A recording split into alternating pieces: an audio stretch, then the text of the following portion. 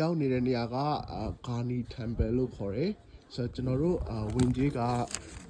သူတို့နိုင်ငံပတ်စံ1500ပေးရတယ် What? Gigi what it is Is Temple Garden, brother. Temple Garden. Okay. Look, Temple Garden. Okay Now Gigi we go look. yeah အခုကျွန်တော်ရောက်နေတာက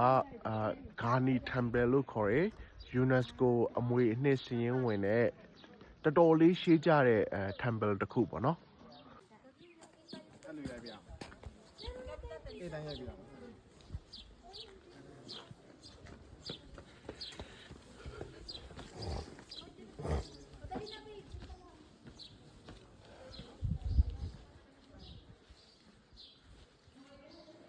ထဲမှာတော့ဘာမှမရှိဘူး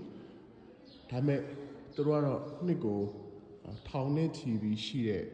temple တစ်ခုလို့ပြောတယ်ဆိုတော့ကျွန်တော်အဓိကစိတ်ဝင်စားတာကဒီကနေလှမ်းမြင်ရတဲ့နှင်းတွေဖွေးနေတဲ့တောင်တန်းတွေဆိုတော့ကျွန်တော်အဲ့ဒါတွေကိုပို့ပြီးတော့စိတ်ဝင်စားတယ်ဆိုတော့ကျွန်တော်နောက်ထပ်တစ်နေရာမှာပြန်ဆုံပါပဲ